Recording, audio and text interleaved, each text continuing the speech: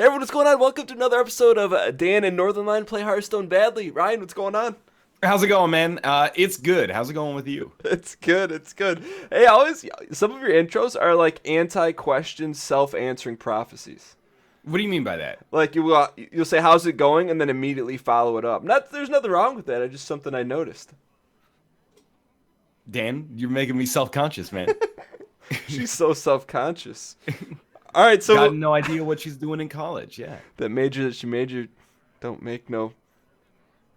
Murray. All right.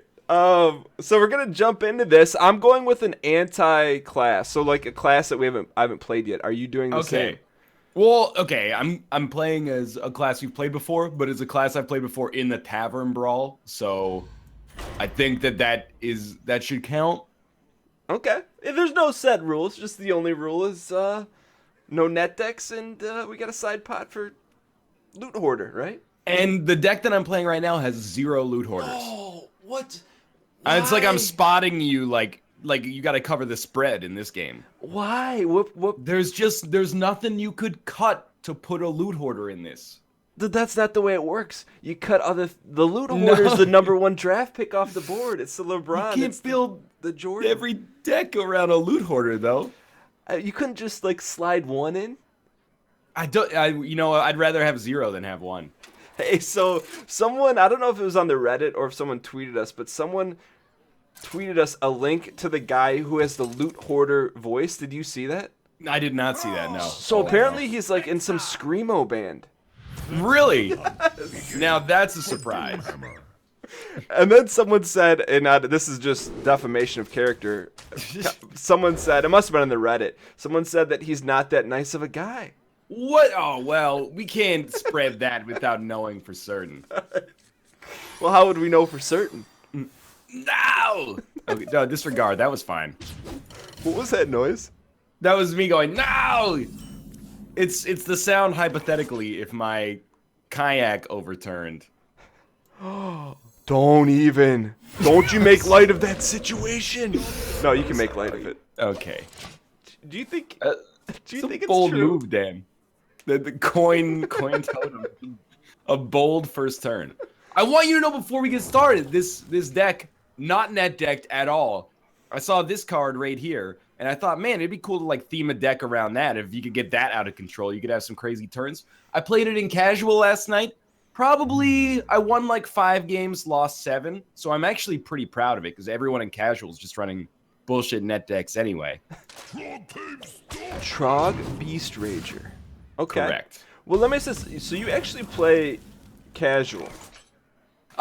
Yes. I play ranked. I used to play ranked, I guess, like slightly more than casually. I'd like to get to rank 5 because you get nice rewards there. But now I just get to rank 15, like within the first few days of the season, and then I play casual for everything else. What do you get at 15?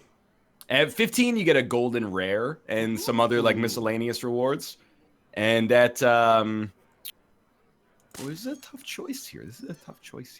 At 5, you get a golden epic, which is actually like genuinely that's a lot of dust.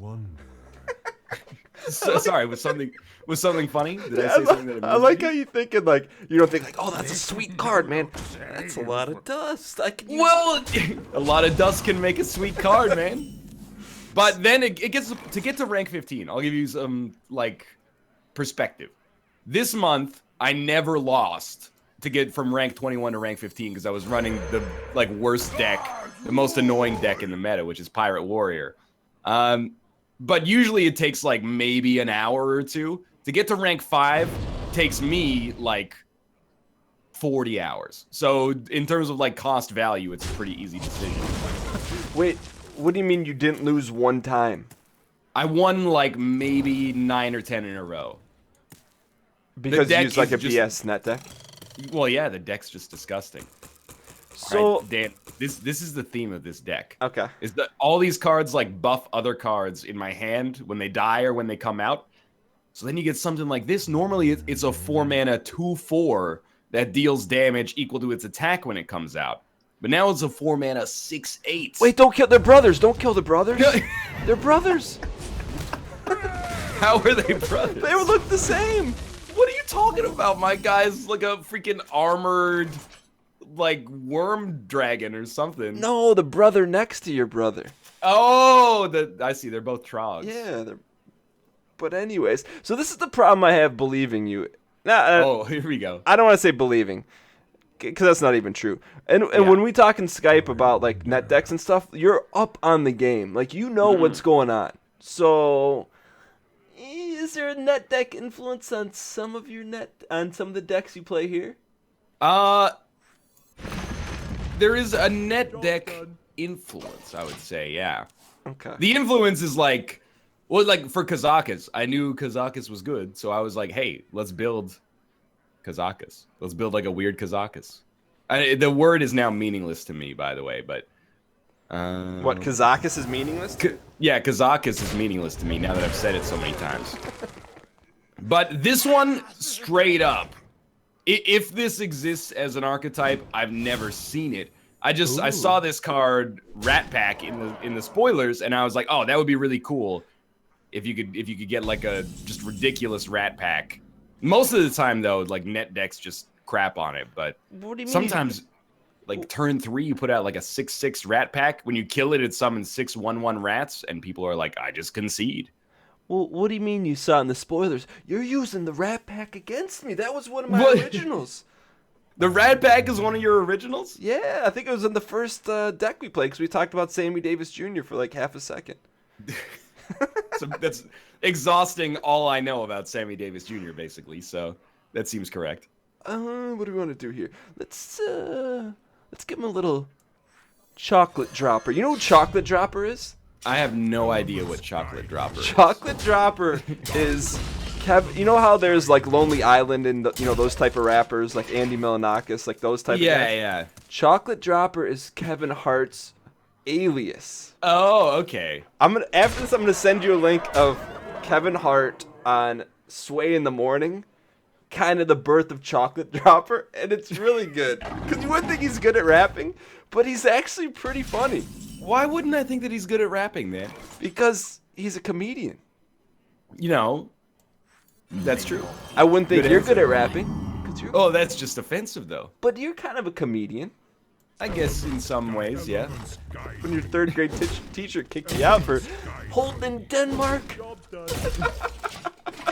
I like that these stories are now coming to light. It's Well, I just like that that's still in your psyche. I mean, that must have been. Well, it burned me up, man. It was intellectually scarring. You knew the answer, but someone said keep it in. Hey Ryan. Yeah. You know what's almost as good as Loot Hoarder? What? Oh, that's pretty good. Is that a LaCroix? It is. Did you get that picture I tweeted you? I don't think I did. Oh, I was at the grocery store, not on a Sunday, by the way. Just a little insight. Nice job, by the way. Thank you, thank you. I mean, I wanted the game to go longer, but I got roasted so hard in episode 1 for missing an obvious lethal. People were like, I don't even know if I can watch this anymore. Well, I'm not gonna lie. From the first time we sat down to record to now, I've seen a change in your competitive spirit. I'm just gonna say that. Well, when you go down 2-0, something's gotta change, you know? Yeah, I wouldn't expect any less. You don't want to get swept. No. So I was at the grocery store, and I walked down, the water / I think it's mixed drinks or like powdered drinks aisle. Sure, yeah, drink mixes. And I guess I never realized how many flavors of LaCroix there are. And all of a sudden, I got happy and then kind of sad for you. You should. I mean, it was like you walk in the line and you're at like a lunch cafeteria and you get slop or rice. That's your option. And where I have like an accoutrement of taste from across the world. Can I just say that in that choice, I would definitely take the rice. Really? You would take the slop? Maybe. What is slop? There's more nutritional value. Slop is what they feed pigs. It's like a mixture of like cut up carrots, apple cores, and yeah. Don't you think the apple core would add some taste to like the liquid? Yeah, a certain je ne sais quoi. Well, so you're making like an apple stock, you know? What is translation on je ne sais quoi? Je ne sais quoi is I don't know what. Do you speak French? Un petit peu. So no. Did you learn French in grade school? Yeah, in elementary, middle, and high school, I had to take French. Like, it was a mandatory class. So I've actually taken French classes in school for 10 years of my life. So you're talking like first grade, or you talking kindergarten? Or From first grade until, I took it until 10th grade. Wow, so you should be fluent. Should be and are two different things, though, in this situation. Wait, so do you bend the knee? I don't even know what that means. Do you bend the knee to the French royal family? To French Canada? Yeah. We don't have a French royal family. I don't understand what this guy's saying to me. Well, isn't there on some Canadian street signs there's a crown and you have to bend the knee? You don't have to bend the knee. I don't even know what this means. I wonder. Dan's off in his own world again. No, I'm serious. Like, don't you establish or recognize some royalty in the world? Well, the Queen of England is technically the Queen of Canada.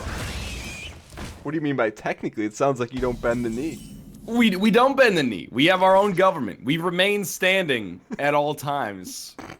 Look, I'm pointing this death ray at you, and I'm gonna figure out how to fire it. Probably this button right here is something. Maybe just click on. How do you fire this thing? Oh, the lever. The lever, of course. Oh, you just got fucking zapped, buddy. You just got zapped. You just zapped me? Yeah. You can't zap me. I zapped you. Wait, what the hell's a lever? What do you call it? A lever? A lever. There used to be a soap called Lever 2000. You remember that? Used to be? Yeah. It's not. It doesn't exist anymore. I haven't seen it in the stores. Maybe they shipped all their old product to Canada. Hold on. You know?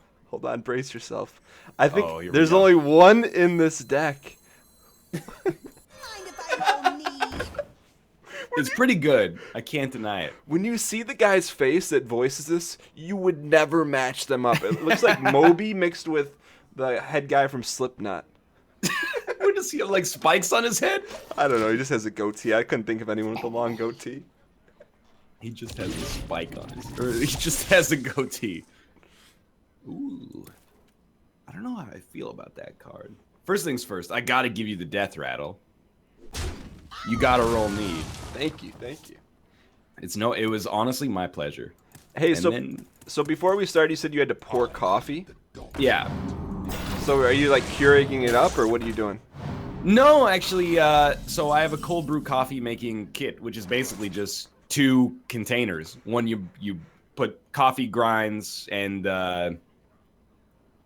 water in, and then after it's done brewing, you pour that into a glass container, and then that makes the base for cold brew coffee. So if you ever go to Starbucks and you're like, hey, I'll take a cold brew, they take a little bit of that stuff and then like 2/3 water, and they make you basically a mixed drink like that. That's a cold brewed coffee. I don't understand. So you have like a coffee pot that's in your refrigerator? Did you just call it a refrigerator? Is that a Michigonian thing? What are you trying to say? You don't call it a refrigerator or a fridge? What did I say? Refrigerator. You said refrigerator. I've never heard of that. Well, I've never heard of someone who brews coffee in their refrigerator. You've never heard of cold brew coffee? I guess, to be fair, it's cold in Michigan, like, or at least part of the year, it's cold. But I still don't understand the process. So what's the difference between doing that and brewing it and putting it over ice? That's a great question. I'm glad you asked. The difference is that cold brew coffee is ready immediately. It doesn't have to be brewed, thus saving you some time, and it's immediately cold. If you just brew some hot coffee and pour it over ice, you're just gonna melt the ice and have like lukewarm coffee. But so it's like, I still don't understand the process. I've noticed. So you brew coffee cold? Well, you just put water and grinded coffee into a container in a certain ratio, and then you wait like 12 to 24 hours. And it dissolves completely? It doesn't dissolve, then you run it through a filter. Like there's a little stopper at the bottom you pull out, the coffee runs over a filter so the grounds don't get into the actual glass container, and then did I say something funny? I just thought of a euphemism or an analogy. You ever hear the analogy? And this people are gonna take this the wrong way. Stick your finger in a. Have you ever heard that? To like plug up like a flood. Yeah. Yeah, no, I've heard that. But that's what I'm picturing you doing. So you pull your finger out. No, there's a stopper. There's a rubber stopper. And so then it brews. It comes out, and the grinds stay in the thing that's above it. Yeah, and then you just wash that later. But then, like, you have concentrate. You don't want to just drink that because it's super strong. So you dilute it with water, and it basically makes like a cold black coffee. Okay, so the stuff that comes out isn't the realest. It's like super. It's too real. Have you ever tried drinking the realest? One time, depending on the Starbucks you go to, sometimes they don't exactly know what they're doing. Like the Starbucks at the airport, one time I was like, I'll take a cold brew iced coffee. And they gave me a full like grande cup of concentrate. And when you drink it, it's like poison. It's actually poison. It's terrible. Okay, so you got this. So the pot that stays in your refrigerator, is it the one that's jammed up? Sorry, what? The pot that stays in your cooling appliance, is it right? Yeah. Is it the first things first? I'm the realist, or is it the diluted kind? It is the first things first. I'm the realist. Okay, got it. Okay, I'm with you. So then, but for you to prepare your coffee, you pour some of the realist in, and then you dilute it. Yes, that's correct. It's not diluted and ready to go. Also correct. Yes. Seems like a little bit of an unnecessary step. Well, okay. Otherwise, every morning you could, put a coffee filter into your coffee maker and then pour ground coffee into that and then pour water into the back of it, push the button, wait for it to be done, pour it into a coffee mug and then wait for it to cool down to the point where you can drink it, but not so cool that it becomes unpalatable. Wait, so are you fully on, like you only drink cold brew now? I only drink cold brew at home. Really? It's the easiest to consume. And instead of spending like 5 minutes a day making coffee, that was a really smart play, Dan. That was a very strong play. Thanks. I've been playing 5 minutes a day for 3 summers. I actually learned that from you. Pack rat. Do you hear that? This annoys me so much. Rat pack is a sentence, like it's an expression. Pack rat is also an expression. I never get it right. Is it rat pack or pack rat? That's Rat Pack. It's I know. Just think Sammy D. I know, but what is it? Have you ever known a pack rat? Like a hoarder. I mean, if you want to go down that road, if you go down that road. Ooh. Okay, well, this thing's got to go. And this thing's got to go. Looks like we're at the bottom of the barrel here. Yeah, we're in top decking mode. I mean, not really. Not like medical hoarders, but definitely, like, I'd go to my grandma's house when I was younger, and she'd be like, check it out. We got, like, these horrible board games from the 70s. I'm like, Grandma, you got to get rid of this stuff. This is... Like, what it's making it hard to walk around in here. Like, what would some of the board games be? Well, there's like it's like a comedian from like the 60s or 70s called Flip Williams. And Flip Williams came out with like a line of weird board games, and she had them all. Like, she must have been a big Flip Williams fan. Would I know Flip Williams from anything? I don't think I would even know Flip Williams. Oh, wow. Do you remember any of the titles of the Flip Williams? I do not. To pull the veil back completely. Can you still see the game boxes in your psyche somewhere? I can see Flip Williams' face on the front of the game box, but I can't see anything else. Can you describe Flip Williams to someone that's never seen him before? No. Why? I'm gonna be honest. I can't remember if Flip Williams is a Caucasian man or an African American man. All right. Fair enough. You got to guess what the name of my deck was called. Allow me to have one moment of feeling good about my deck. There's the deck list. The past 15 minutes were feeling good of just wiping me. There's the deck list if you want to make it yourself. I don't know. You could probably fit a loot hoarder in there. Maybe get rid of like Explorer's Hat or something. Just like you learned Devolve from me, I learned Explorer's Hat from you, man. In that first episode, watching you cycle this freaking hat out over and over and over, I was like, I gotta try that out for myself. It's good. It's good. It's good. I don't know if it is, but it might be. It worked for you that time. It did. And when you spend 2 mana, you put it on a pack rat, trade up, and then you get 1 more rat out of it, and it comes back to your hand. That's pretty solid. It was. That was good. I feel like this was the most lopsided victory in the entire series. Well, I did last night after I built this. I took it online and let's see if it's garbage. I did that with the first 2 decks I played against you, and they got shat on. But I was like, whatever. Let's do it. Wait, so you tested this deck to see if it was garbage. What does that say about my performance? I would say you're admirably not running a Shaman net deck, which you easily could because that class is super annoying right now. Really? Yeah, Shaman, at least before this expansion came out, Shaman was 60% of the ladder. I never knew that. It's like that 1/3 minion you play that gets +1 with Overload. Yeah. Is that, and then the 3/4 that comes at 2 mana 3/4 with Overload buffs that, and then you play the 1 mana 1/3 weapon that gets +2 damage whenever you have a spell totem, and it's game over. Huh. Yeah. Well, I didn't even get to the theme of my deck, which would have tipped you off the name of my deck. Okay, well, let's see. Was it all class cards? It was only Shaman cards? Yeah, except for, Oh, Loot Hoarder, of course. Yeah, except for that. Yeah. So, all right, I'll give you the theme, but you have to come up with the name of my deck. Oh, that's not possible without being inside of your head. But sure, let's do it. There's an outside chance. All right, so the theme was over the top Wind Fury. Okay.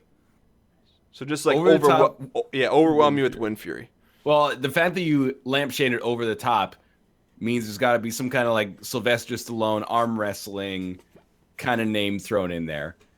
And then you highlighted Wind Fury as well, but I don't know what the fuck. What is a Wind Fury for Dan? A furious wind is like a tornado.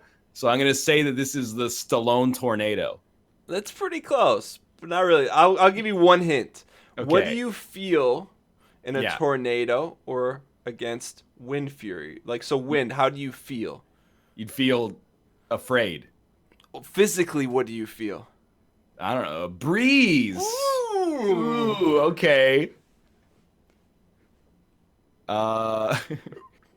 What do you say is they'll jack you for your breezies or something like that? Sometimes you say phrases like that make no sense to me. Pretty close. All right. This one was a line that you may recognize. Why is life always so breezy? Okay. She's in the mirror dancing so sleazy.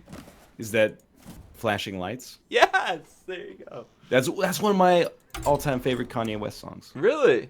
It's got atmosphere and tone. What does that mean? It's got it's let me try to think of this. When you walk into a room with rich mahogany and a fireplace and lush carpet or lush rugs and stuff like that, you're ooh, this room's got atmosphere. I want to spend my time in this room. Yeah. That's what that song is for me. It's you can live in that song because the production is so warm. So when you hear that song, what is the environment painted to you? What kind of pictures painted to you? Well, now it's a buxom lady in lingerie beating Kanye West to death with a shovel because of the music video. But prior to that, speaking of, do you see he got out? He got out of the hospital. Yeah. That's good news. And he has blonde hair. He has blonde hair? Yeah, you want to know what's even better news than him getting out of the hospital? What's that? You know what he did the entire time when he was in the hospital? 5 beats a day for 3 summers. He did. Of course. He's a workaholic, man. I'm very excited about that. Just like I'm excited about the next time we do an episode so I can beat Great you. segue. Yeah.